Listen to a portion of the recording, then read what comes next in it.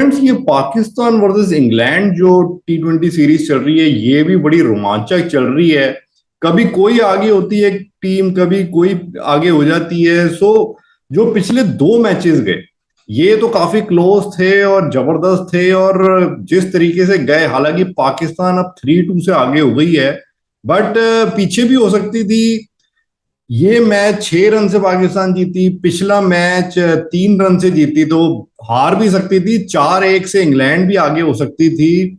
और पिछले दोनों मैचेस में पाकिस्तान की जो बॉलिंग लाइनअप है, तो इस पर से जैसे विश्वास सा उड़ गया था, क्योंकि दूसरे और तीसरे T20 में इन्होंने जो 200 रन से ज्यादा पिटाए थे।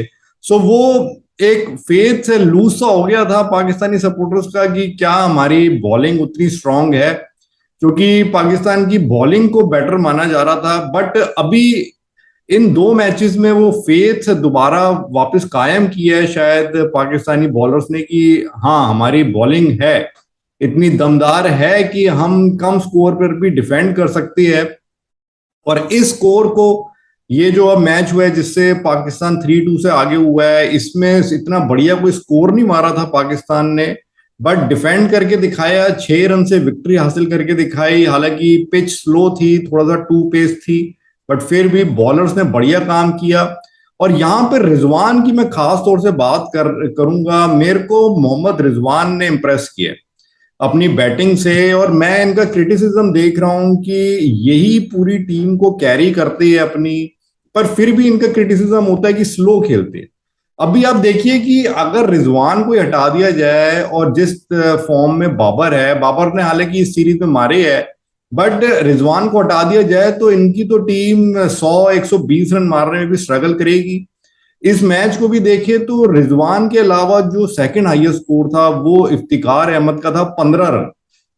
इसके अलावा तो बाकी कोई भी बैट्समैन डबल फिगर्स में भी नहीं पहुंचा, सिंगल फिगर्स में आउट होके चले जा रहे थे। तो अगर रिजवान को ये फेथ नहीं होगा नीचे के बैट्समैनों पे, तो उसको थोड़ा सा संभल के ही खेलना पड़ेगा। और फिर भी उसका इतना बुरा बुरा स्ट्राइक रेट नहीं होता, 140 तक के स्ट्राइक रेट से तो उसने फिर भी मारे ही है। आई थिंक कि रिजवान को ये जो क्रिटिसाइज करते हैं कुछ पाकिस्तानी एनालिस्ट, तो दैट इज अनफेयर। रिजवान जो नंबर 1 T20 रैंकिंग है, दैट इज जस्टिफाइड। जो जिस तरीके से ये कैरी करता है, एशिया कप में भी मैंने देखा, और जो पिछला वर्ल्ड कप भी था, और अब इस सीरीज में भी देख रही है। और जैसे स्काई अब नंबर 2 T20 प्लेयर हो गया है, रिजवान नंबर 1, तो ये डिजर्व करते हैं दोनों। इन्हीं में हो सकता है कि स्काई शायद आगे निकल जाए, कभी कभी Rizwan. But Rizwan, I think he deserve to be the number 1 T20 player. इसने मुझे इम्प्रेस किया। और बाकी की बैट्समैनों को ऑफ कोर्स कुछ करने की जरूरत है, ताकि तभी इनका कुछ हो पाएगा आगे वर्ल्ड कप में। अदरवाइज तो बैटिंग इनकी वीक लग रही है, एक्सेप्ट रिजवान एंड बाबर। और उधर से हम इंग्लैंड का देखें तो इंग्लैंड को चेस करके दिखाना चाहिए था। वो काफी डिसअपॉइंटेड हो गए सीरीज में। वो आगे हो सकते थे 3-2 से, बल्कि 4-1 से भी। आज का मैच, ये वाला मैच तो इंग्लैंड को जीतना चाहिए था। और इनकी जो बैटिंग है इंग्लैंड की, तो जो इनके दो यंगस्टर्स अच्छा कर रहे थे, बैन डकेट और इनका हैरी ब्रुक, तो वो दोनों ही नहीं चले, और शायद इसलिए भी ये चेज नहीं कर पाए। बट बाकी जो प्लेयर्स थे तो उनको भी करके दिखाना चाहिए था। और जैसे वहां पर रिजवान, तो इंग्लैंड के लिए मोइन अली। मोइन अली का भी मैं देख रहा हूं सोशल मीडिया में, मैंने देखा कि इतनी उसने बढ़िया इनिंग खेली, बढ़िया हाफ सेंचुरी मारी, बट फिर भी उसका क्रिटिसाइज हो रहा था कि मोइन अली ने हरवा दिया। That is surprising. आप देखिए, मोइन अली ही एंड तक लेके गया है, उसका स्ट्राइक रेट भी अच्छा था। बाकी बैट्समैनों की आप कंट्रीब्यूशन देखिए इंग्लैंड की तरफ से, किसी की कोई कंट्रीब्यूशन ही नहीं है। सिर्फ मोइन अली कैसे जिता देगा। और एंड में कईयों, मैंने कुछों को देखा कि सोशल मीडिया पे कह रहे हो उसने सिंगल क्यों ले लिया। अब अगर वो आखिरी ओवर में वो सिंगल नहीं लेता, तो फिर तो सिचुएशन बिल्कुल ही हाथ से निकल जाती, फिर तो इम्पॉसिबल हो जाती।